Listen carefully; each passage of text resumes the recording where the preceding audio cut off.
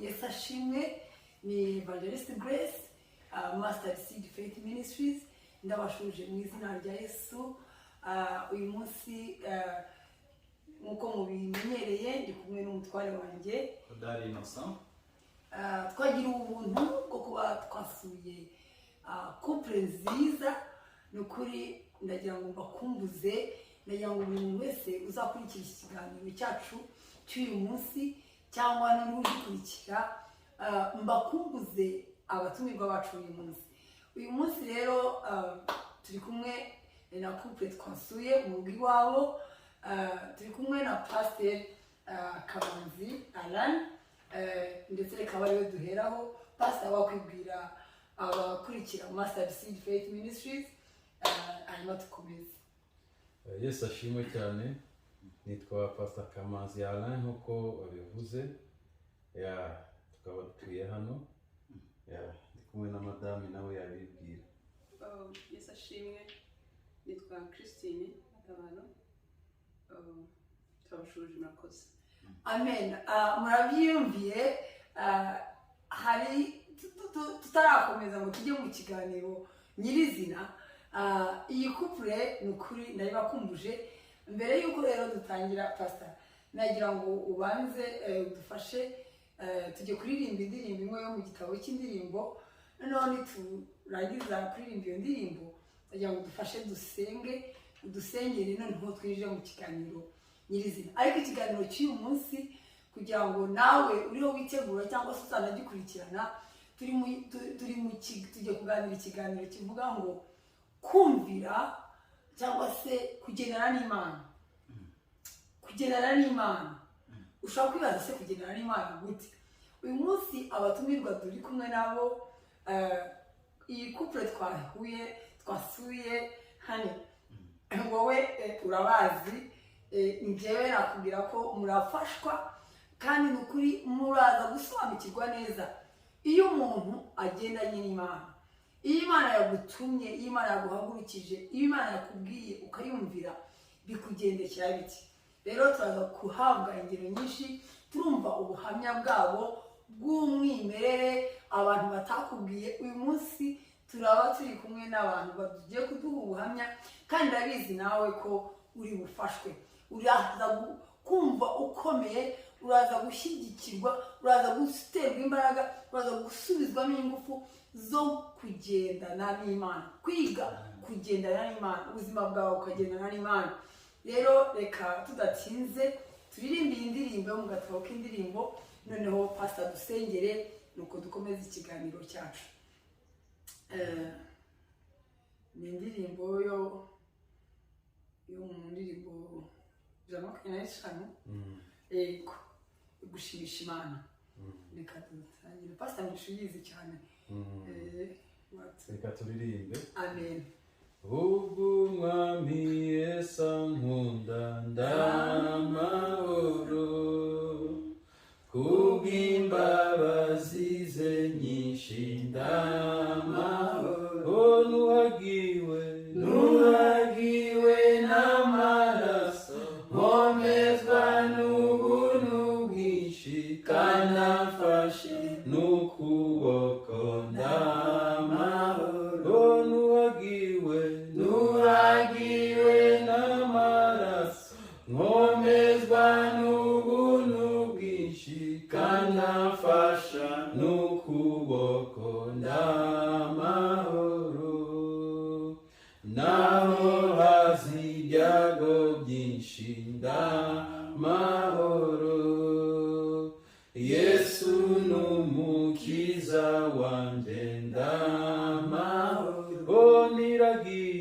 Niragije Imana Data, nguma muri Yesu Kristo, nejejwe n'Umwuka Wera ndamahoro. Niragije Imana Data, nguma muri Yesu Kristo, nejejwe n'Umwuka Wera ndamahoro. Byose bizambera byiza ndamahoro, no mu byago nzaririmba ndamahoro naho ndiho nziko nkundwa n'Uwiteka Yesu amibyo mwena byose ndamahoro naho ndiho nziko nkundwa n'Uwiteka Yesu amibyo mwena byose ndamahoro. Haleluya. Amen. Naho ndiho naho napfa nzi ko nkundwa n'umwami Yesu. Haleluya. Amen. Nukuri ni indirimbo irafashije nanjye pastor. Imana igumugisha ko ituyoboyemo. Hanyuma reka tugusabe unadusengere dukomeze ikiganiro cyacu. Turagushimiye Mana nziza, tugushimiye kuri Imana idatungurwa, tugushimiye kuri Imana izi byose, tugushimiye ko Imana yapanze byose uko ubishaka.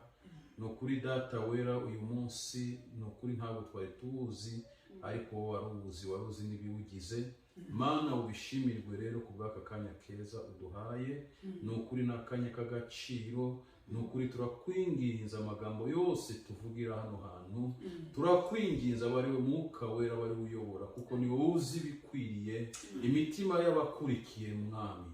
Turakwingize ngo haze kwifuza ko imitima mwami w'abami yose izakurikira nyiriga Imana zakiganira ikurikiye. Mana ineza ikomeze iganze ikore icyo duheje n'imigambi yose y'umwanzi mu izina rya Yesu. Bidakwiriye kuvugirwa aho ntihavugirwe mu izina ryawe Yesu Kristo. Amen. Pastor Imana igumugisha cyane. Nkuko twababwiye rero abakunzi ba Master Seed Faith Ministries, niba ari bwo bwa mbere uje kuri iyi channel, ndanagushishikariza kugira ngo ntiwibagirwe gukora subscribe, ntiwibagirwe gukanda inzogera kugira ngo ibiganiro byacu bizajya bitambuka bijye ujye ubona notifications, kandi ntiwibagirwe no gusharinga, kukirika kuri share, kandi no kuri n'ibitekerezo byawe nabyo biradufasha. Ntiwibagirwe gusharinga. Rero ntatinze pastor, nagira ngo nkuko twari tubwiye abakurikiye iki kiganiro, twavugaga kugendana n'Imana. Subject yacu cyangwa se icyo nakwita umutwe w'ikiganiro cyacu, turashaka kubwira abantu kwiga cyangwa se kugendana n'Imana. Abakozi b'Imana benshi, ubwoko bw'Imana, abakunda Imana, abakristo muri rusange, ni gute twagendana n'Imana?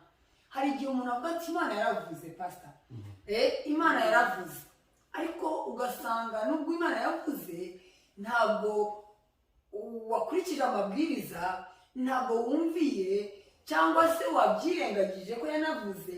Ni gute kugira ngo nzi ko mufite ubuhamya mujye kudusangiza, ndagira ngo abadukurikiye bamenye ngo iyi couple ni abantu njyewe nzi mfitiye ubuhamya bwabo, nzi bagendanye n'Imana. Mwagendanye n'Imana, aho tuvugira aha turi muri Amerika. Ese nimudusangiza ubuhamya bwanyu.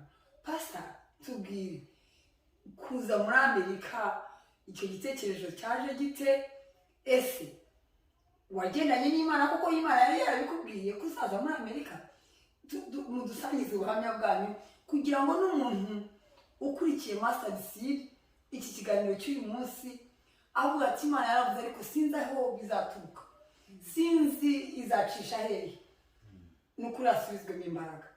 Rero ijambo ni ryawe, kandi n'ukuri mwisanzure ahangaha, nubwo mwatwashiye mu rugo rwanyu, mwakoze, Imana ibahe umugisha. Ariko kuri kamera za Master Seed turagira ngo muganirize ubwoko bw'Imana. Imana yonyine yihabwa icyubahiro, abantu bayo, wa wundi Imana yavugishije, wa wundi uryamanye n'isezerano, atazi uburyo Imana izacishamo, yumve ashyigikiwe. Imana igumugisha utuganiriza. Yesu abaho umugisha. Nukuri ni ikintu gikomeye cyane, kandi ni opportunity ikomeye cyane Imana ibiduhaye kugira ngo dusangize abantu b'Imana ndetse n'abatarayimenya bakamenya ko Imana iriho koko amen kandi igikorana n'abantu igikorera mu bantu. So rero iyo topic waduhaye ni nziza cyane kandi dufite icyo twayivugaho, turayivuga mu ncamake ariko nzi neza ko Imana yo mu ijuru irironkera igitambo. amen. So rero mu by'ukuri mbere yuko navuga kuri iki kintu cyo kuvugira Imana cyo kumvira Imana, byahereye no mu ngobyi ya Edeni. Burya Imana ijya kure mu muntu hari ikintu yari imuremeye, kwari ukugira ngo isoze umugambi wayo inyuze into wa muntu. Ntabwo yajyaga gukorana n'ibisimba, niyo mpamvu itigeze ibiha conscience. Yabihaye umuntu, niyo mpamvu yavuze ati ngo tureme umuntu. Yabanje kubitindaho, tureme umuntu yakoresheje première personne du pluriel cyangwa se urumva ikoresha tu kandi ariyo yaremaga. Impamvu yaremye yavuze tu kwari kugira ngo naba abandi suzantani cyangwa se abandi batumvikana abamarayika nejya guhagurutsa umumarayika imutuma ku muntu atazagara kubera ko yumva ko yagizemo uruhare rwo kugira ngo icyo cyonyine yumva ngo Imana n'ibyaremwe byo mu ijuru birayumvira bigendana nayo iteka kubera ko biyikorera. Wa muntu rero imurema kugira ngo azagendane nayo, kandi Imana yasuraga wa muntu iteka akiyumvira, yumvaga Imana izihorera. Ariko umubi cyangwa se Satani akora butinze wa muntu cyangwa se amunyuzemo akamukoresha icyaha, byatumye ya covenant ya bwa busabane, reka mvuge ubusabane kuko burya covenant n'ikindi kintu. Burya ntabwo tujya dutakaza isano n'Imana, kubana n'Imana dutakaza ubusabane, ariko hari yindi mahirwe yo kugarura ubusabane. Kuko burya umwana iyo akoreshereje se ntabwo aba akuwe kwitwa umwana we, ahubwo ikintu bapfa bagirana beef. Ariko iyo beef iyo wongeye bagasubirana, niyo mpamvu Imana ivuga mu ijambo ryayo muri Yeremiya 15:19 ngo nugaruka ngo abe arigiye ugarukira, nzongera ngo uhagarike imbere yanjye. Mu yandi magambo tuzongera tudiringe ibishimwa nubikura mu bigawa uzongera ube nk'akanwa kanjye. Amen. So ibyo ni ukuvuga ngo ubwo ni ukugendana nawe, uzongera ugendane nanjye, ntuzongera unyumvire ngo ukoreshe. So Imana rero yaduhaye andi mahirwe ya kabiri. Nubwo sogokuruza w'abantu yacumuye n'umufasha we, si ibyo tushaka kuvuga, turashaka kuvuga aho byahereye. Misiyo yo kugendana n'Imana. Imana kwari kugira ngo idiringe na wa muntu ibone uko iyobora ibituye isi, kugira ngo rya jambo Yesu yigishije abigishwa be, isengesho rwa Data wa twese, yagiraga ngo ibyo ushaka bibeho mu isi nk'uko biba mu ijuru. Icyo nicyo Yesu yashakaga kuvuga. Mu yandi magambo, uko ab'ijuru nk'uko ibizima bakura abaserafi n'abakerubi bagendana n'Imana bayikorera, waba ariko abizera Imana bagendana nayo. So icyo nicyo rero naheraho rero, natwe rero hari uko yagendanye natwe, hari uko twagendanye nayo. Navuga ko yaba umufasha wanjye tutaranashakana yakoranye n'Imana, yashatse Imana mu gihe cye cy'ubukumi bwe. Ibyo ni story ndende, ariko turimo turavugana mu kugendana n'Imana. Nanjye mu ruhande rwanjye nagendanye nayo, hari ibyo yagiye ivugana natwe, tuyigirira icyizere, tugera naho duhuza noneho duhuje ubuhamya, icyatweretse ko jye nawe Imana ari we. Burya bene data bakundwa, kugendana n'Imana iteka, niyo yaba ari mu bukumi bwawe, niyo waba ari mu busore bwawe, iteka iyo ugendana n'Imana umenya n'uwo muzabana, umenya uwo muzabana utavuye mu marari yawe, utavuye mu bitekerezo byawe. Mu gihe gikwiriye Imana ijya yirongera igitambo, ijya yo ubwayo. Bibiliya nkunda ijambo ry'Imana muri Zefaniya igice cya 1 murongo wa 7, haravuga ngo ujye ucecekera imbere y'Uwiteka ngo kuko yironkeye igitambo ngo yeza n'indarikwa. amen Ni ijambo risa nkaho rijimije icyo rishatse kuvuga. Ni ukuvuga ngo hari igihe Imana ubwayo ariyo yiyereza igitambo, ni ukuvuga ngo yironkera igitambo, kubera ko twe turi abanyantege nke, ariko dushobozwa byose na Kristo duha imbaraga. amen Ni ukuvuga ngo rero iyo Imana tuyeretse ko ariyo Dieu supreme cyangwa se Imana ituyobora muri byose, icyo gihe niyo yikorera. ariko pastor reka ntabwo nkuciye mu ijambo. Ndabizi iyo umuntu yaganirije abavugabutumwa cyangwa abapasiteri, ushobora kujya mu materine akomeye, wa muntu wari washyizemo sije yo kuvuga ngo kugendana n'Imana, ukamutwara muri Isirayeli, ukamutwara kwa Adamu, ukamutwara kwa Aburahamu, akavuga ariko ndagira ngo kuri njye nafashijwe ndabyumva, nzi ko hari undi mukozi w'Imana nawe urimo kubyumva, ariko ibyo abongereza bavuga in layman's language, mu magambo make avunaguye kandi asobanutse neza, atarimo terminology z'abapasiteri. Ubuhamya bwanyu nibwo dushaka. Ubu ngubu uyu munsi turi mu rugo rw'iwanyu rwa Pastor Alan na Christine. Ubuhamya bwanyu nge nabwiraga umutware wanyu hamwe, ariko hani ni ukuri Imana iyo yavuze irasohoza. Imana izanya ngewe ejo nimba mwujuje umwaka mugeze hano, umwaka n'amezi abiri. So mwatekereje kuza muri Amerika gute? Mwaje muri Amerika mute? Igitekerezo cyabajeho giti ese ko kugendana n'Imana yababwiye? Ndagira ngo mutuganirije muganishije urwo rugendo. Ni byiza ko warusasira, nari nangiye gufashwa, ariko ndagira ngo mutuganirize ukuntu mwaje tuze kugera noneho na hano, kuko njyewe nibwo bwa mbere tubasuye, ariko njyewe ni ukuri nashima Imana n'umukozi w'umuhanga. Nibyo nk'uko babivuze ngo nayo musasira, kuko burya nk'uko babivuze abavugabutumwa cyangwa abavugira Imana, burya duhera igisasiro cyacu ni iki ngiki, ijambo ry'Imana. Niho nendaga kwinjira rero kwa kugira ngo mbanze menyeshe icyo ngiye kuvuga. Amen. Dushingiye rero ku buhamya bwacu kugira ngo umuntu yumve kugendana n'Imana umumaro wabyo, ni ukuri jye n'uyu mufasha wanjye mwiza Imana yampaye, ni ukuri icyo nabanza kuvuga mbere ya byose, ko nawe ubwe narakimusezeranyije, ni ukumuhamiriza imbere y'abantu. Imana yampaye umugore unkwiriye. Amen. Yampaye umugore wubaha Imana. Amen. Ufite indangagaciro za Gikristo, ukorera Imana mu kuri no mu mwuka. Amen. Uko niko kuri kuzuye. Hallelujah. Ibi nabihamya turabivugira imbere y'Imana ishobora byose. Amen. None rero kugira ngo tuze gufasha bene data nabo bakiri mu byiringiro byo gukora kw'Imana, kubwo kugendana nayo rero hari ku itariki 16 z'ukwa mbere 2018 twarimo dusenga n'uyu mugore wanjye mwiza. Twari dufite chambre de prière cyangwa se icyumba twageneye Imana. Yego. Hari cyo wenda kubaza? Yaravuze ati icyumba cy'amasengesho. Icyumba cy'amasengesho. Ntabwo ari cyo kwa kundi guhura n'abakunda barokora, cyari icyumba twageneye Imana, twasasiye Imana, bavuze ati yewe n'umugore wanjye n'umukobwa wacu twasize i Kigali, tuzajya duhuriramo tugasenga Imana. Amen.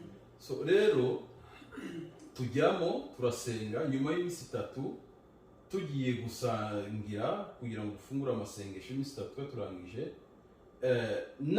Nari numvishije ijwi ry'Imana. Ndangije mbwira umufasha wanjye, ndamubwira ati rero ndumva Imana imbwiye ngo dufunge imizigo tugende. Imvugo y'Imana rero mbabwire mwebwe bene data mudukurikiye, ni ibyo kwitonderwa, kandi n'Imana yivuganye nawe ntugahite uhubuka. Yego. Jya ubanza making sure yuko ari yivuze, kuko n'amarangamutima aravuga. Yego. N'abadayimoni baravuga. Yego. N'ibitekerezo biravuga, ariko n'Imana iravuga. Ariko amahirwe iyo ugendana n'Imana ugeraho ukamenya ijwi ryayo. Kandi Imana ntabwo ari nyamatanga, ntabwo ivuga buri kanya. Igira igihe ivuga, ikagira n'igiceceka, igakora itavuze. Amen. Ibyo byose ni imikorere y'Imana. Iyo wagendanye n'Imana umenya methodology y'Imana ikorera. Amen.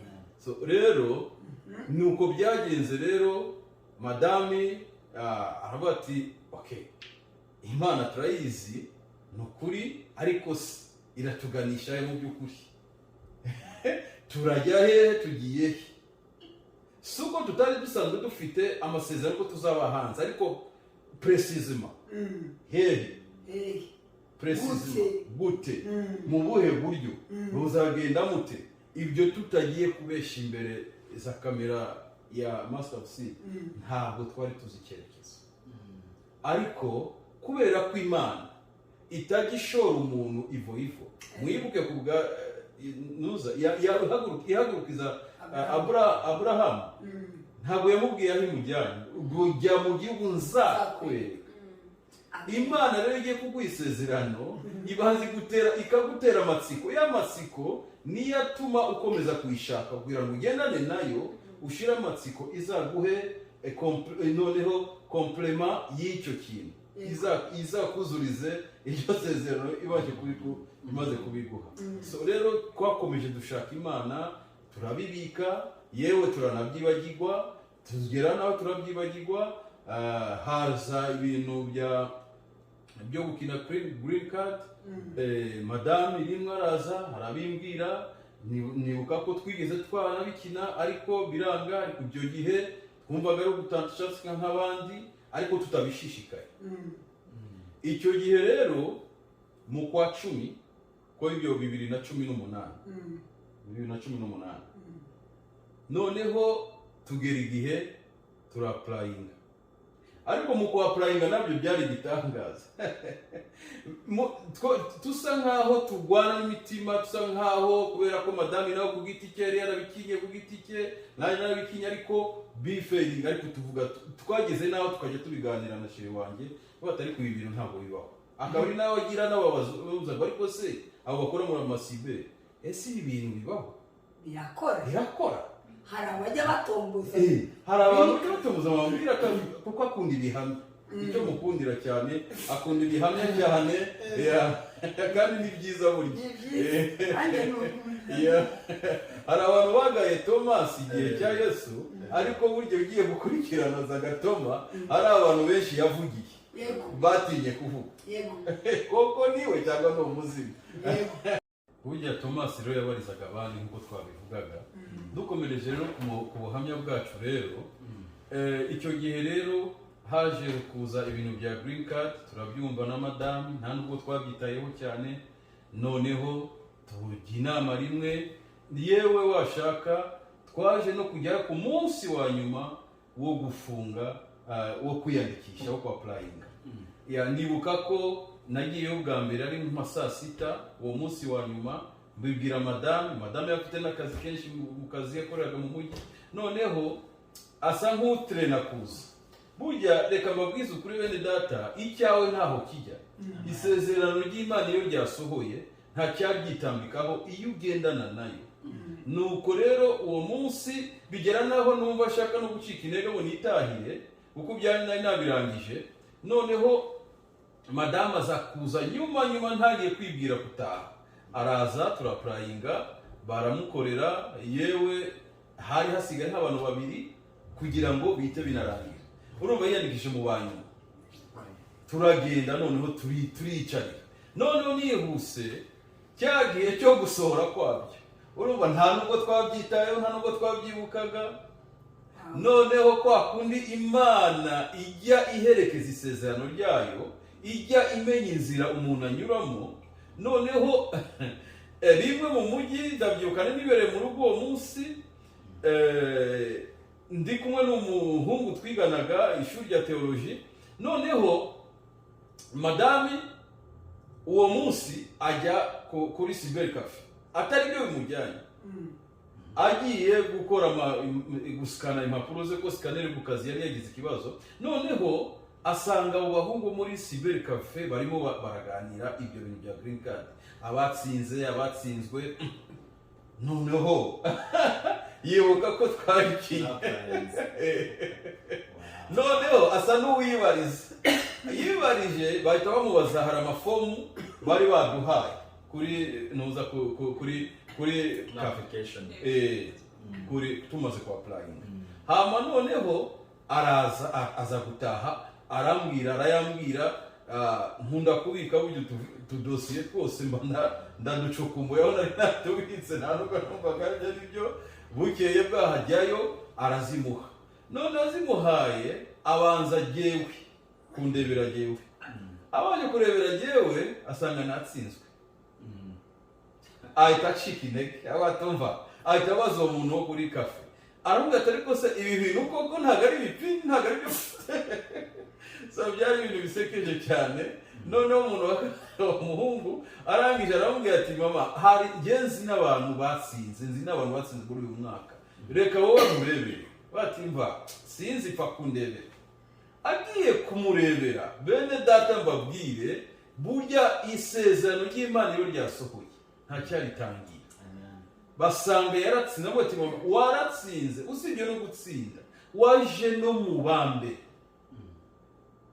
no mu bambere kuko ibintu bya green card iyo selection ya mbere bari 5,000 mu 5,000 rero muri iyo selection yari arimo madamu uyibuke ko yakinye bwa nyuma nabwo muri negligence atabyitayeho burya isezerano riradupushinga niyo twaba twacitse intege Imana iradupushinga kubera ko tuba tukiri muri rya sezerano ryo kugendana nayo byarabaye tuba turatsinze arampamagara ndi mu rugo arabimbwira ariko icyo gipapuro kiba cyanditseho ati nubwo watsinze ariko is not a visa hari indi process aho bene data twahaboneye Imana mu buryo budasanzwe twakomeje dusenga Imana igenda itubwira ko igiye kuduha favor yayo mu by'ukuri mu bihe by'ibyangombwa hari aho twagiye tugenda ugasanga n'amaofisi asa nk'ayafunze twasubira twababwira bakatubwira igihe tuzaza kubifatira noneho après-midi bakaduhamagara uwo munsi no mu ijoro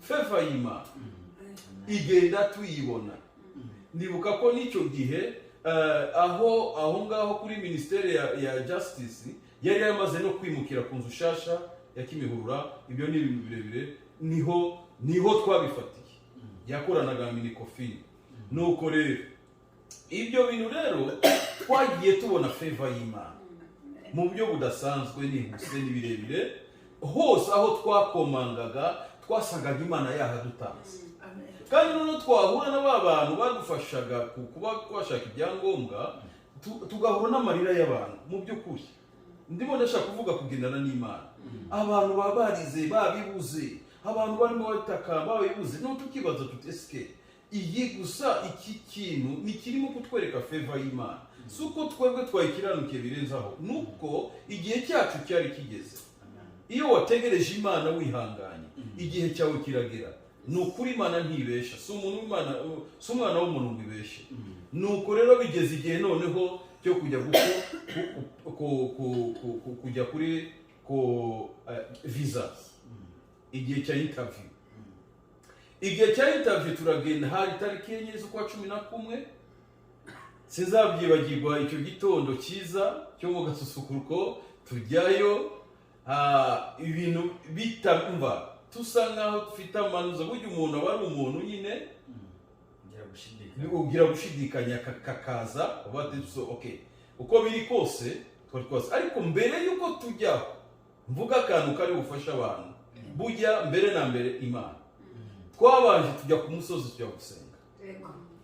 tujya gusenga mbere yo kujya muri visa twatangajwe n'ukuntu Imana turimo dusenga tuyereka ko ariyo yonyine igomba kuduherekeza muri byose Imana ijya kutubwira itubwira uko biri bube bimeze n'abari budukoresha interview abaribo iraprecisa yadutanze itubwira abantu batatu turi busangemo harimo no Black American dreadlocks uko nguko yabitubwiye bene data bakundwa Imana iravuga se umuhanuzi wadusanze twari kumwege n'umugore wanjye ntabwo ari umuhanuzi wadusanze Imana yaransanze ndangije bibwira uyu niyo mugabo wo kubihamya ndabimubwira madame wanjye ati uzi ko mbonye interview tuyirimo tubona n'uri bidukoresha ari dore nguyu ari umuntu uzadukoresha interview n'umu black.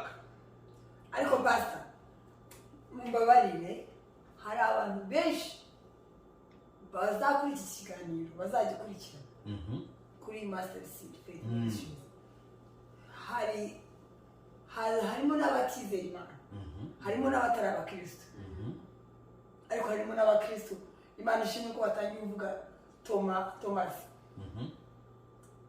Ese koko muri aya masengesho Imana ikweretse abo bari baza bari kuri pano, iyo shusho wayisangiza utabana kuko ni ikintu gifatika mu buryo bwo mu mwuka. Yarakweretse yerekana madamu mwagiye noneho muzi ko biza mwazibonye bimeze kugira ngo umuntu agire ahahera. Yego, ntabwo navuze ko yatweretse ko viza tuyibonye, yatweretse ishusho, ntabwo yanyeretse madamu, yarabinyeretse ndimo gusenga. Ndagira ngo mbwire abantu yuko Imana dusenga yo mu ijuru yo iravuga, iranahishura, kuko atari igipfamatwi, atari n'impumyi. Uko tureba ni nako Imana ireba, uko tuvuga n'Imana ubwayo iravuga, kandi iracyavugana n'abayizera by'ukuri. Uko ivugira mu mwana wa Yesu Kristo, iryo zina uwaryizeye, kuko ufite uwo mwana ufite n'ubugingo. Ubwo bugingo rero nibwo buvugira muri twe. Umuntu w'imbere ni ukoraborana n'Imana, ni uvugana n'Imana. Uwo nguwo rero, iyo connection, iyo sano dufitanye n'Imana, ni ituma tuvugana mu rurimi twumvana n'Imana, ariko rurimi rw'umwuka. So rero ni muri ubwo buryo yanyeretse iyo vision turi ku musozi turimo dusenga, nibona gutya mpumuye amaso, ndangije bwira umugore wanjye, navuga ati sheri wanjye, uzi ko mbonye umuntu uzadukoresha interview, mbamenyeshe yuko mbere y'Imana ishobora byose ntari naranakandagira muri embassy ya Amerika iriya iba Kacyiru i Kigali, kuko ntacyo najyaga gushaka, nari ntaranazina. So rero madame kubera ko yarazi Imana tugendana nayo kwigituvugisha, ibyo yarabyizeye ntiyabyishidikanya, tuva naho ngaho dushimye Imana. Ariko ikitonde, ntabwo yatubwiye ko tubonye Jiza. Yego, ntaza kwibeshyera, yatweretse umusimamo interview ibyo turi buvemo. Ariko ibyo bitwiringiza yuko niba Imana iduhishuriye uko interview iri bugende, tugenda twizeye ko viza turi buyibone. Aho rero tumaze nihuse rero tuhagiye, byarabaye, twahuriraho na benshi, bose bashakaga viza muri ubwo buryo. Hari n'abagize pending, nagira ngo mbabwire ko ari kuba umuntu atayibonye ariko agasa nk'uzigwa, hari ibintu yatetsweho dosiye, yego, bazayigaho, yego. Hari n'undi family ntashaka kuvuga, iyo singira baje no kubangira kuko bongeye undi mwana batari baravuze. Noneho ikintu gitangaza cyaje kuba muri interview sasa. Murabizi ko iriya paper ya DS iyo irimo ikosa na rimwe uba suspect cyangwa se baragupendinga. Mbabwiza ukuri yuko umuntu wari waduhaye ntuza, aho madama araza kunyunganira, ariko icyo nyibuka nuko hari ikosa ryari ririmo muri ntuza yanjye, byari byabaye, turibona twagezeyo already, tutaribona bihindutse muri application ya DS 260. Ni ukuvuga ngo hari ikosa ryari ririmo ryanjye ryashoboraga kuba byagira byambuzisha visa.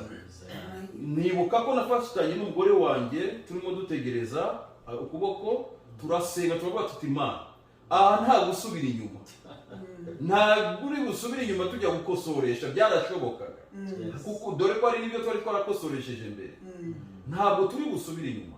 Mana, wahuma amaso abantu, wabikora uko ubishaka mu nzira zawe, ubikora uko ubishaka, bibe mu bushake bwawe, bye kuboko twebwe tubishaka.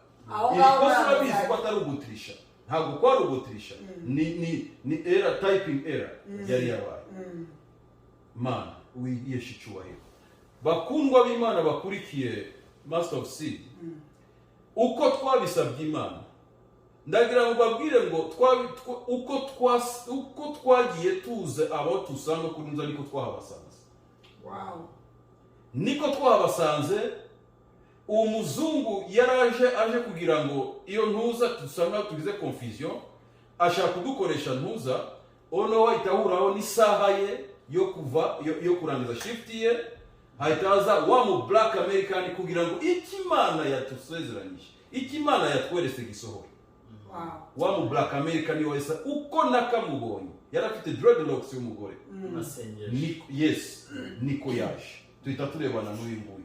Turavuga ati icyo cyonyine ni ikimenyetso. Ikintu cyadutangaje, abantu benshi babazaga ibibazo byinshi. Jewe bambaje ibibazo bibiri bitagira icya gatatu. Kandi biri very simple. N'uyu bigenda bityo. Umva ni ibintu byinshi cyane, wo nawe yanatwishimiye, wo nagize gute, aduha Bibiliya, nibuka ko yaduha Bibiliya ngo tuyirahirireho yuko ibyo tugiye kuvuga ari ukuri. Turabivuga, turabimusubiza ibyo tubajije, turabimusubiza. Arangije. Icyo cyonyine nacyo cyase kinyereka ko Imana yo mu ijuru. Tusanze na Bibiliya muri ambasi. Ibintu birakomeye. Yeah. So, nukuvuga ngo rero icyo gihe aratubwira tuti mugende kwa gatanu tuzababwira umwanzuro wacu. Twagiye mu by'ukuri dukomeza twibaza tusi buriya biriya byose barajya kureba muri twa tuntu barebe basanga irya kosa. Nihuse kuwa gatanu twaragarutse. Nta kindi kintu batubwiye usibye gufata passport zacu zirimo visa za United States of America. Wow. Dusohoka dushima Imana, dusubira kuri wa musozi kuvuga aho muri make dusubira ishiru aho twasezanijwe n'Imana. Amen. Yes, ashimwe cyane. Amen. So dushima Imana, nuko twaje rero muri Amerika. I mean imbere yuko tuza muri Amerika nacyo ni ikintu gikomeye cyane. Imana mu myiteguro biba bintu byinshi cyane. Ibyo twari twiringiye dufite ibintu rwose, dufite n'uburyo bwatuma tuza, ariko Imana ifunga ibintu byose. Ariko pastor, mumaze kubona amaviza yanyu. Ndagira ngo Christine nawe atuganirize, abwire abakunzi ba Master Seed. Ese Christine, mumaze kubona ukuntu Imana ibateye iteka, mubonye visa ya Amerika, bya bintu mutari mwarashyizemo ingufu, mutari muzi ngo bigiye guca hehe, mutari muzi ahantu Imana izacisha, noneho bibaye impamvu mubonye visa. Ese Christine utuganirize, wahise uvuga uti tugende duhambire, byagenze bite kuri wowe? Kuko ubundi nkanjye naho ndari ni ubundi buhamya abakunzi bacu nabo tuzabagezaho. Ariko Christine nawe wari umeze nka Abraham, wari umeze nka Sara. Abraham yabwiye ati hambira, haguruka tugende, akamukurikira. Ese byari bimeze bite kuri wowe? Murakoze Grace. Ntabwo ubundi uko yabivuze kugenda n'Imana biryoshye. Ntambara gushyiramo ibintu byose ngiye mbona bifurowinga. Niyo mpamvu buri Abisirayeli bava mu Egypt, buri Imana nubwo hari aho bagendaga bagwa nuko babaga bitotomboye. Yego. Buri nicyo kintu Imana yanga mu rugendo rw'ugendamo, mu masezerano yawe kugenda uyitotombera. Iyo utitombeyemo akenshi ushobora no kugwa muri rwa rugendo. Imana ikunda uko bimeze kose ugenda uyishima, ugendane n'Imana, uyigisha inama, kandi wumva ukomeye ko uri kumwe nayo. Kuko iyo bimeze gutyo iranakurwanirira, ikagwa n'abakurwanirira. Burya nuko tutarebesha amaso y'umubiri ko burya hari n'abamarayika baturwanirira, bagenda barevuringa imbere yacu aho tutareba. Niko rero abanye natwe muri ibyo bihe byose kuko yabivuze dutangira, twebwe igihe hari ubwo rero numva turasa nko twikinira, kumva mbese ni nka game uko abantu basanzwe bakina matatu, ugakina nkatsinda, nkumva ari nk'ibi. Ariko byaje kugira nyine nk'uko yabivuze turabibona, tubibonye numva my confused. hari Gufata icyo decision. numva mbaye confused ndamubwiye numva ngende isubire ntabwo tukigiye kuko ndumva ntari tayari mu mutwe ese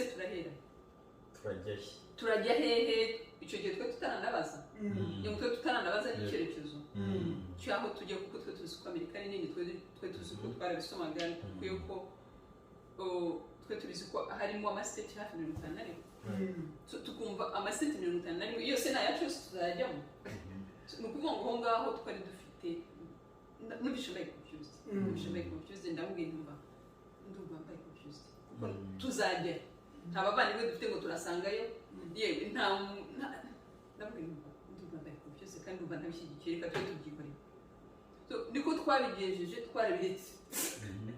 twarabiretse turabireka ukwezi kwa 11 turabireka ukwezi kwa 12 turabireka ukwezi kwa 2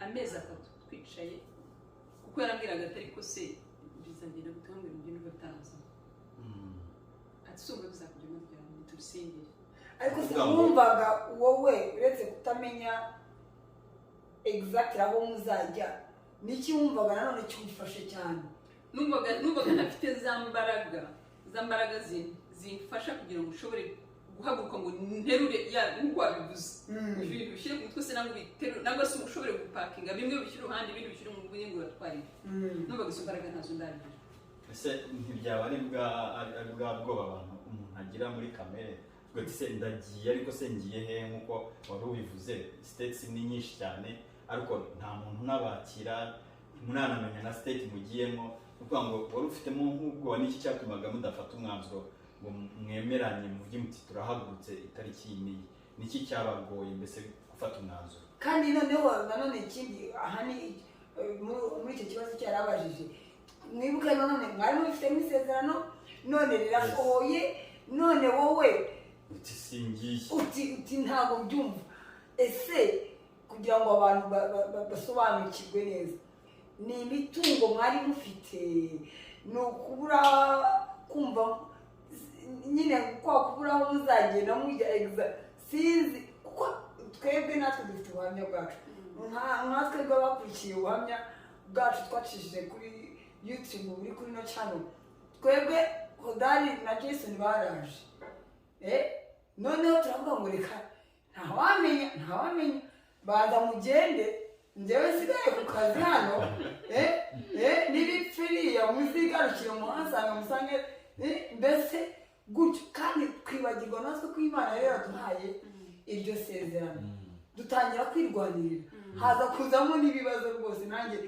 biza kuvamo ko navuze na visa noneho Imana iravuka dutangira gusenga no amasengesho kuvuga ngo nzasanga umuryango wanjye gute ubwo ni ubundi buhamya none wowe ndagira ngo tumare abantu impungenge tuba byatunganye deje aho undi yagahambiriye akavuga ati sije ubonye ibi Imana yaravuze none bizirabonetse none wowe icyo kintu ndagira ngo abantu bagisobanukirwe bamenye nuko iyo n'Imana yaciye inzira tuba dufite n'umwanzi hari igihe aba ashaka kuturiganya hari igihe aba ashaka kuzana urujijo noneho abantu basobanukirwe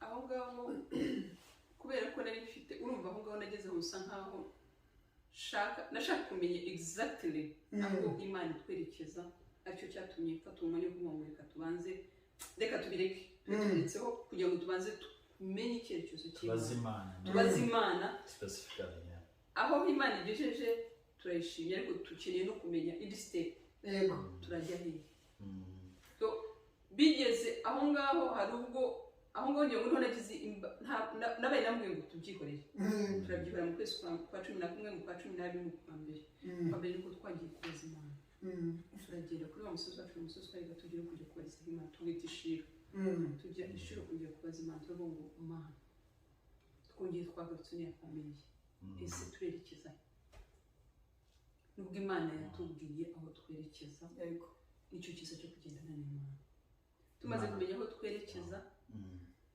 urumva ntabwo twe dufite aho gutangira tuvuga ngo wenda urabizi nk'umuntu wari utuye kuvuga ngo ibintu urabishyiraho ariko Imana yahise yishakira igitambo uwo mwanya yahise yishakira igitambo ibintu byose ihita ibishyira ku murongo za mpungenge zose twari dufite nko mu byumweru bibiri byose bimaze kwishyira ku murongo mu byumweru bibiri kandi twafashe umwanzuro mu kwezi kwa kane mu kwezi kwa mbere twumva amezi atatu twese twari twicaye amen aho twayemereye yahise ikora ibintu byose bishyira ku murongo. So abakurikira iki kiganiro ni ukuvuga ngo n'igihe Imana yashubije nanone dusubira aho twayisabiye tukayisobanuza inzira yo kunyuramo. So mwagiye gusenga nyuma yo gusubizwa na mbere y'uko musubizwa. Aha rero mumaze gusenga Imana irasobanura. Aba nabwo ni ubundi buhamya yenda muzatugezaho mu gihe mu cyiciro cya kabiri. Hari abantu benshi badasobanukirwa Imana yabashubije gute. Yarababwiye ngo muzajya muri Amerika muri state ni muri izo 51 gusa icyo twabwira abantu nda mutari byo muri detail nuko Imana yabashubije mukaza muri Amerika.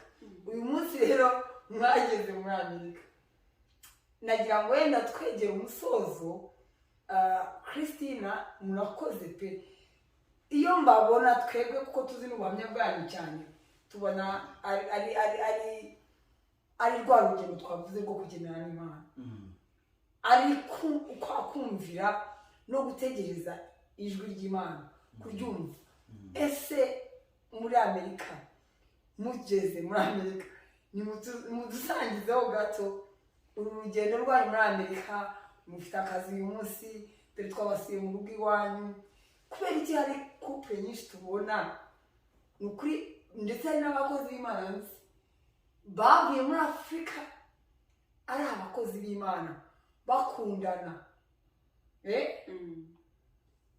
bageze muri Amerika uyu munsi baradivorce ntabwo bakiri kumwe. Hari n'abandi baje bubatse uyu munsi ngo zarasenyutse.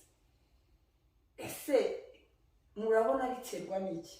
Nk'abakozi b'Imana bumviye ijwi ry'Imana bahamagawe bakumvira bagahaguruka mugataha ibyanyu mugataha imitungo yanyu mukaza muri iki gihugu ahangaha Imana yabashyize kuri uyu musozi, mubona biterwa n'iki?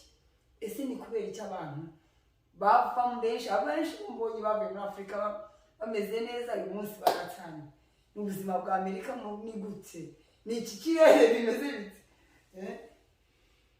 Wenda icyo nakivugaho mu magambo make tukigeraho ujya kuko jyewe nkunda kuba ngendera mu ijambo ry'Imana iteka kuko Yesu yabwiye abigishwa be muri Yohana 8:31 ngo ahamagara abayuda bamwizeye nkuko natwe turi abayuda bamwizeye kuri ubu. Arababwira ati nimuguma muri iri jambo ryanjye aho niho muzabigishwa wanjye nyakuri muzamenya ukuri ko kuri niko kuzaba batura. Kandi noneho Imana noneho hari andi magambo yabwiye Abisiraheli irababwira ngo mu Gutegeka kwa 2:11 ngo nimumara kugira mu gihugu mbajyanamo muramenye nimumara kurya mugahaga ntimuzibagirwe Uwiteka. Kugendana nayo rero ibigira ngo inzira zose kujyanamo n'igihugu kujyanamo muzakomeze mugendane nayo. Twebwe ibanga twakoresheje wenda icyo navuga tukigera ahangaha dore ko twanakigeze mu bihe bikomeye cyane twabaye tukinjiye ahangaha ku itariki 3 muri iyi state turimo. Ubwo bivuze ko ubuhamya bundi tuzabukomerezaho ko yatuyoboye aho tugomba kuba turi. Nagira mbabwire ko ariho turi ibyo wenda tuzabivuga ubutaha ariko aho yatubwiye kuba turi niho turi. Icya mbere iyo ubaye aho Imana igushaka isohoza ibyo yavuganye nawe. Twahinjiye ku itariki 3 z'ukwa gatatu 2020 kuri 15 z'ukwa gatatu lockdown biratangiye, covid bayateyemo. Urumva turi mu rugo twakiriwemo twafashijwe n'abakozi b'Imana. Nta nubwo ari ibanga mwebwe muri ahangaha, ntabwo ari ibanga. Uyu muntu avuga ubuhamya avuga uko byagenze uburyo ki twageze iwacu tuzabiva mu buhamya bukurikira kuko ni iyindi process. Amen. kuko sinshaka kubicagagura kuko numva ubuhamya butababuzuye. Yego. Ariko reka mvuge aho mwatubajije. Noneho muri lockdown tukomeza tugendana n'Imana. No mbere yuko twinjiye muri iki kibanza, iki kirere abantu bajya bavuga ko gikomeye cyane, twafashe amasengesho y'iminsi 21.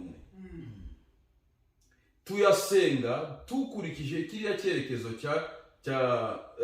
amasengesho ya Daniel yasengeye muri Egiputa. Burya kugira ngo Daniel afate ikirere cya Egiputa, cya Babyloni, cyari ikirere gikomeye cyane gereranye n'iki kirere cya Amerika turimo. Cyari ikirere cyuzuyemo ibigirwamana, imana nyinshi cyane, cyari ikirere kitubaha imana, cyemeraga ibigirwamana cyane, kirimo satanisme ikomeye cyane. Daniel abona nta kundi kuntu ibyo bihome yagombaga kubimenagura, afata amasengesho, ahora mu masengesho, agahora asenga iteka. Yafashe 21 jours de prière ku buryo byanamubereye imbogamizi ikomeye cyane, imbaraga z'Abamedi n'Abaperesi barafatira mu kirere, ariko Imana yo mu ijuru ko itagira ibura inzira, uwayitabaje iratabara. Marayika mukuru ushinzwe intambara Mikayeli aratabara. Abona ibisubizo bye. Aho waza kubibona ntiyarekeye aho ngo adamarare.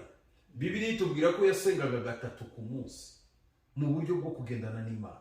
Iyo ugendana n'Imana urayihugukira. Bibiliya iravuga muri Yesaya 45:22 ngo ni mu mpugukire mubone gukizwa. Ngo mwabari ku mpera z'isi mwese, kuko ari jye Mana jyenyine, nta yindi Mana ihwanye nanjye. Iryo ni ryo banga rya mbere. Iyo muryubakiyeho nukuri ko Imana yateranye nta ubasha kugitandukanya. Ngiye nibaza ku bwanjye yuko abashikiwe n'ibyo bintu ni bibi rwose, nta nubwo dukwiye no kubakwena, ahubwo tuba dukwiye gusenga kuko biba binababaje. Mu by'ukuri nk'abo bantu b'Imana bazi ko baje, noneho bemwe babaga banazanywe n'Imana babizwa n'isezerano, bagera mu gihugu Imana yababwiye bakava mu isezerano, ari nta mpamvu, aho niho bakorwa n'isoni. Ntabwo Imana ijya yubaka ibiri busenyuke, ahubwo abantu nibo bisenya. Ntabwo Imana isenya. Ariko iyo bayigiye kure, iyo twayigiye kure, birashoboka ko n'iryo sezerano ricikamo kabiri. Ariko iyo dukomeye ku isezerano tukavuga rumwe, ibanga rero twakoresheje kugira ngo rifashe abantu muri iki gihugu, twamenye ko tugeze mu kindi kirere kitari cyaho twavuye, aho twasengaga gake twongera amasengesho. Ikindi tugira communion, tugira noneho za holy communion, je n'umufasha wanjye, tugira amasengesho, burya tujya tugira na prière ya buri wose wo kwa mbere, ifura y'icyumweru, umunsi wa mbere. Ni umunsi wa prayer and fasting muri uru rugo, turi mu nzu yacu, je n'umufasha wanjye, turi mu mwuka umwe, turimo turagiza Imana icyumweru cyose. Tubonye Imana igendana natwe, nta ugira te, nukuva mu buzima bw'amashift murayazi ahangaha, umuntu akora amanywa undi agakora ijoro, ariko kubera ko tuba twabyumvikanyemo communication ige nawe, madame akabazi ndi mu kazi, ntagire urundi rwikeko, akajyama mu mutuzo, akandagiza Imana, yajya kugenda nkamuragiza Imana, nukuvuga ngo Imana tubonye Imana itugirira neza. Hagati aho Imana yibana natwe, urumva muri ayo mezi tumarangije amasengesho y'iminsi 21 tumaze gufata ikirere, Imana itugabiza ikirere, itugabiza Amerika. Nibuka ko mu kwezi kwa gatanu rwose ibintu bikiri muri lockdown. Imana niyo yafunguriye umugisha w'akazi. Imana impa akazi kandi keza, nivuga ngo keza ubyumve, kuko ibyo Imana iba yakoze tugomba kubivuga. Imana impa akazi keza muri company nziza, tubivuge amafaranga meza, ntabwo niko yababwiye nayanjye n'umugore wawe. Amen. Birakomeza kandi ntibyagumiriza aho ngaho. Imana igenda idupromoting uko bukeye uko bwije. Mu kwa karindwi madame wanjye nawe, mu kwa munani, mu kwa karindwi ababonye akazi nawe.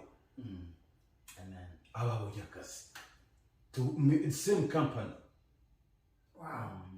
Nawe akazi keza, turi satisfied, tuguwe neza. imana iratwubaka, tubona imana muri iki gihugu, imana iduha inzu yo kubamo ari uyu mwadusanzemo, imana iduha transport mu buryo bw'igitangaza, ubu tugendesha imodoka yacu. Ni ukuvuga ngo rero sinzi ukuntu navuga imana mu burwo buryo kugendana n'imana.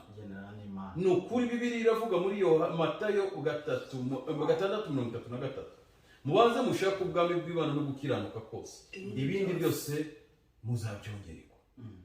Ibyo twongererwa turabibona, ariko still tukiri connected n'Imana, tucyomatanye n'Imana. Imana rero, icyo rero nashaka kuvuga subije mukozi w'Imana, ni ukuri mbona izo ngo zigenda zifeiringa, mbona zigenda zicomokora ku Mana. Nta n'ikindi cyatuma zifeiringa, ni ukwicomokora n'Imana.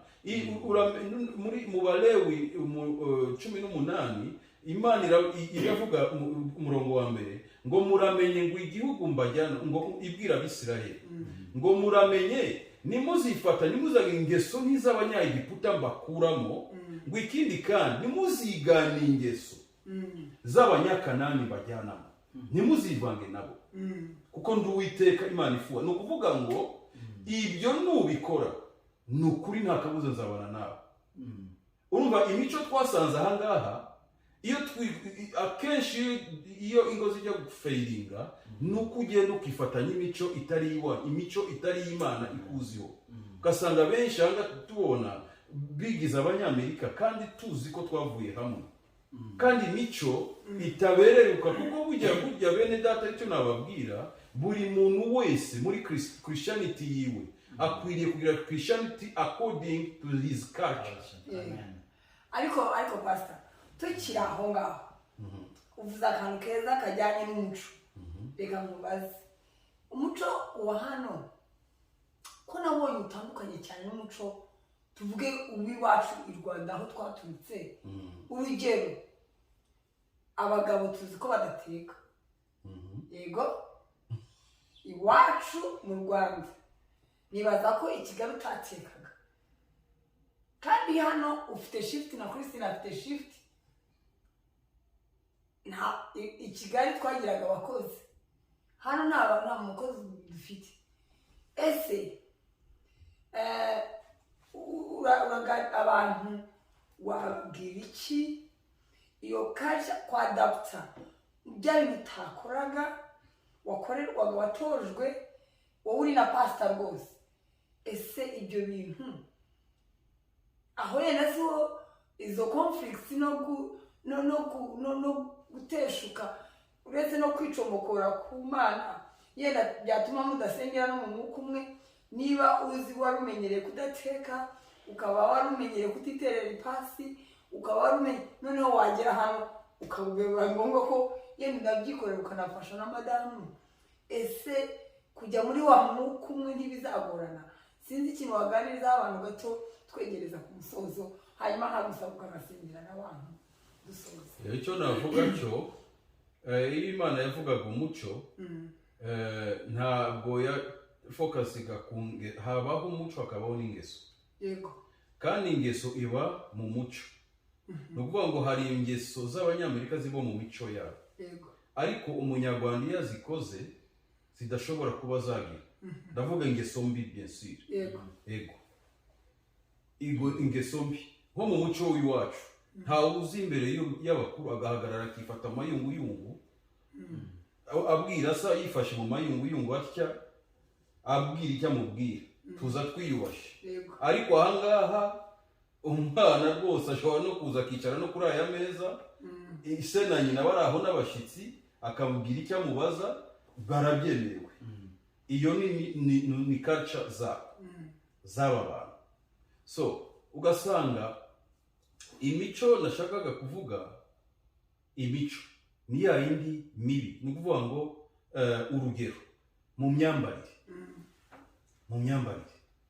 aha ngaha tujye tunabibona muri ntuze nyuma y'uko ugasanga pasiteri afite amahereni, akagenda akabwiza kandi agafashwa. Mu muco w'Abanyamerika nta kibazo nta n'icyo bibatwaye, kandi Imana ikamwemera icyo rwose, ikamwemera icyo rwose ikanamukoresha. Kubera iki? Ntabwo ari igisitaza kuba arimo abwira ko ni Abanyamerika.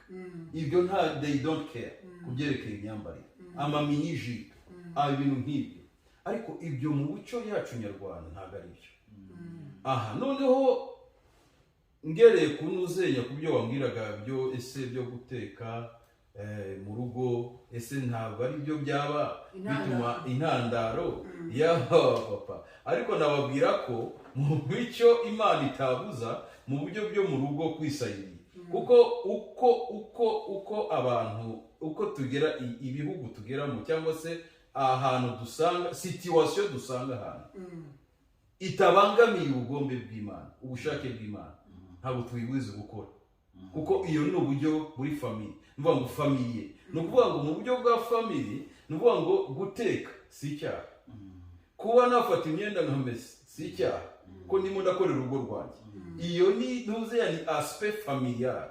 ifitiye inyungu urugo rwanjye ibyo nta n'imbogamizi umva niyo waba uri aposo na buri ki ahangaha rwose tujya mu mashyiga tugatekera abagore bacu iyo yagiye no ku kiriri iyo yabyaye tukamwaramira rwose iyo kubera ko ababyeyi batari baba bari hafi ahangaha umugabo rwose akaramira umugore we kandi aba akwiriye kuba ari kumwe n'undi mubyeyi mugenzi cyangwa se nyina cyangwa se nyirabukwe so ibyo byose tubikora ku bwa situation y'aho turi mu buryo tubayemo ariko bitandukanye n'ingeso arizo twakwita imbuto izo mbuto rero nizo zigenda zikatwanduza imbi zigatuma duteshuka muri ya culture yacu ya kinyarwanda ndetse na bwa bukristo kuko biravuga ngo mujye mugenda uko mwahamagawe mukomeze mugende uko mwahamagawe ni ukuvuga ngo rero hari uko twahamagawe tudakwiriye kuba corrupted n'indi mico itandukanye itari yabiye ndumva aho ngaho mu ncamake ndumva nabasubije icyo mwari mumbaye urakoze cyane nibaza ko ikiganiro cy'ubutaha tuzaheraho tubonereho n'ukuntu uzaganiriza abantu ubaye n'ingero nyinshi zifatika z'ibyo abantu bakwiye kubakiraho ndumva ufite ibintu byinshi mu by'ukuri by'akamaro byafasha abantu benshi bashingiraho tutaretse na wa muco umwiza nanone kandi ntitwivange na ya mico dusanze nayo itari myiza Uwiteka Imana akugiriye neza hani ntabwo nzi niba hari icyo bashaka kongeraho cyangwa na Christine hanyuma twegera ku musozo tugasaba pastor akadusengera je mu by'ukuri urakoze ndashima abakozi b'Imana ndashima pastor uburyo mu by'ukuri utanze ubuhamya kandi harimo n'inyigisho tunizera ko abadukurikira hari icyo bakuyemo hari n'icyo bizabafasha mu by'ukuri isomo nkuyemo nuko umunsi ku wundi uru rugendo rw'ubuzima tugomba kugendana n'Imana waba uri iwacu aho dukomoka byaba ari uko Imana yavuze ngo haguruka ugende nta kudamarara nicyo kintu nkuyemo kandi mu by'ukuri Imana iguha umugisha pastor na madame ndumva tuzakomeza kugirana ibindi biganiro kugira ngo bigire abo bifasha wamenya kuko mu by'ukuri nk'uko madame yabivuze ntabwo byoroshye uru rugendo turimo ni urugendo koko ariko rudusaba guhagarara n'Imana urakoze cyane ni ukuri ndagira ngo dusoze dushima Imana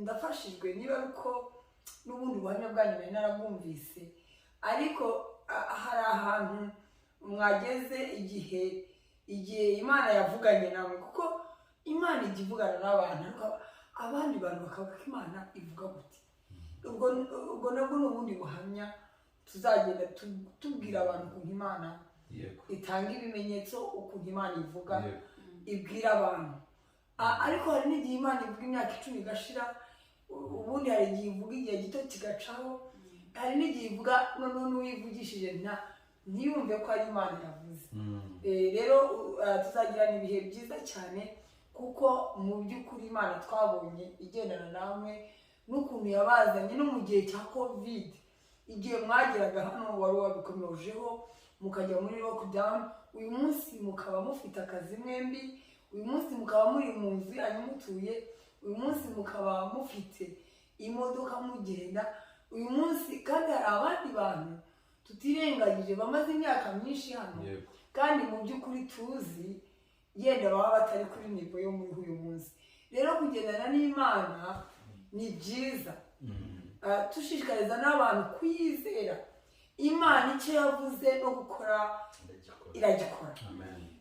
Basa batubwiye ko wakomeje ku cyandiko kivuga ngo si umwana w'umuntu wibeshye cyangwa ngo yivuguruze. Rero ni ukuri turabashimiye cyane bakozi b'Imana, twaguwe neza mu rugo hano, mwatwakiriye neza, kandi ukuri kuba muri kuri kamera za Mustard Seed Faith Ministry byadushimishije cyane kumva, kuko ngire ngo abantu badukurikiye mugeze kubikomozaho, muze hano muri Amerika nitwe twabakiriye, ariko natwe ntitwari tuzi ngo aba bantu se bazaba hehe, bizagenda bite, abantu tutari tunazi tutamenye tukiri n'iwacu i Kigali nibura ngo tumwe ngo turabazi. Noneho natwe twabikoze ni ya Mana mwavuze, mwaje yavuze ikanabatwereka mu buryo bw'ibitangaza, tukabakira abantu mu rugo rwacu tutanabazi. Nabwo ni ubundi buhamya, nubwo mutagiye muri detaye, ariko mu by'ukuri kuri twe tuzi ko mwagendanye n'Imana. Rero ni ukuri Imana ibaha umugisha cyane, kandi ni ukuri dusoza reka tugusabe Pastor udusengere dusoza, Imana ibagirire neza. Amen. Mana nziza, Mana ikomeye, Mana ikiranuka, ijambo ryawe riratubwira muri Malaki 3:16 ngo abubaha Uwiteka iyo bicaraga baganira, ngo wategaga amatwi kumva ibitabo mu ijuru bikabumburwa, warangiza ukatura uri mu ijuru ukavuga uti muri amatungo yanjye bwite ndababyaye.